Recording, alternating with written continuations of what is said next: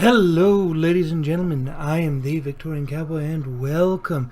Today we're doing something mildly different. We are going to be doing a brief Excel tutorial on creating pivot tables. Now, for this, I have a set of data here. It's a random set of data. It's got a student ID number 1 through 100 and something or other. It's got the gender, 1 being boy, 2 being girl. It's got the economic level, 1 being the lowest economic level, 2 being middle income, and 3 being high income. And then it's got reading levels sorted 1, 2, and 3. It's got the high school GPA of these individuals, the SAT scores, the math scores, the language scores, and the college GPA. Now, in order to create a pivot table, you're going to want to click somewhere inside the table that already exists. Go up to Insert, and in the left hand side on a PC you get Insert Pivot Table. You're going to click on that.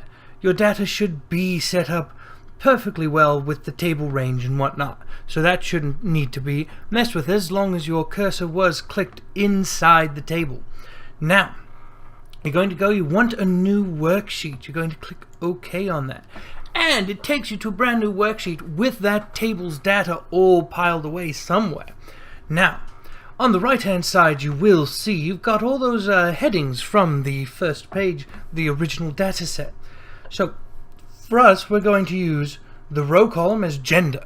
We've got 1 and 2, male and female, boys and girls, men and women. And then we're going to use the economic factor for the column labels. So 1, 2, and 3. Now, with these selected, we're going to be comparing the males and females of these economic levels. And to start with, as an example, we will use their GPA. So you're going to put that down under value. Now, with high school GPA, it's a count of the high school GPA. We don't want that. That's not something we use, especially researching education and whatnot. So we are going to come here, we're going to click on the average. We get the average GPAs for each economic level for men and women with a grand total between them. So, now, you'll notice these have some really high decimals. So we're going to, whoop, wrong button. We are going to just come here, we're going to select the table, and we're going to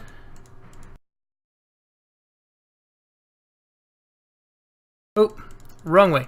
Drop the decimals. We're going to bring it all down to 2 decimal places. Apologies for the inconvenience there.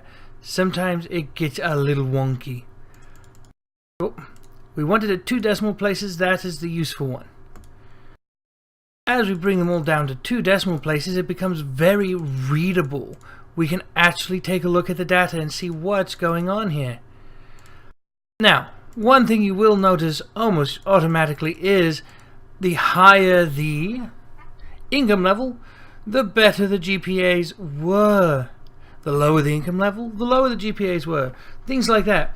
This table now, you can modify, adapt. You could say you don't want the high school GPAs. We'll just throw it out over here. You could also just unclick it up over here. But we can just throw it out of there. And let's say we want to look at SAT scores.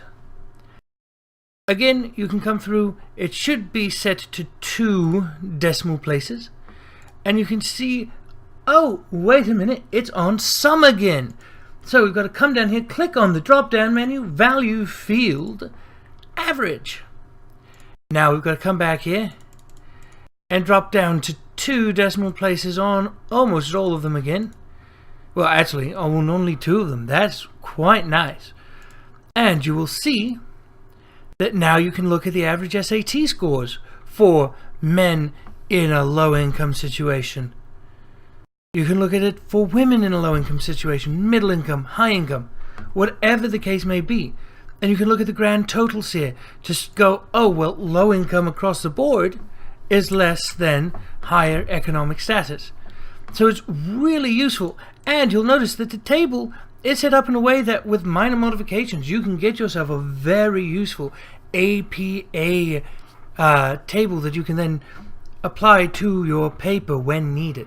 So this has been a brief look at how to create a pivot table.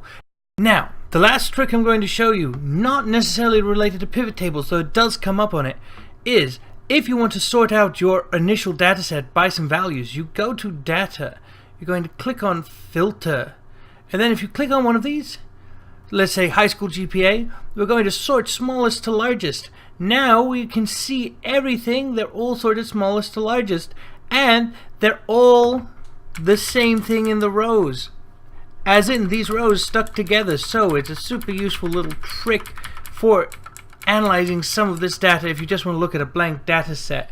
Now, as my brother would say, looking at a blank or at a raw data set is quite frankly insane, but he's a financial analyst, so what does he know?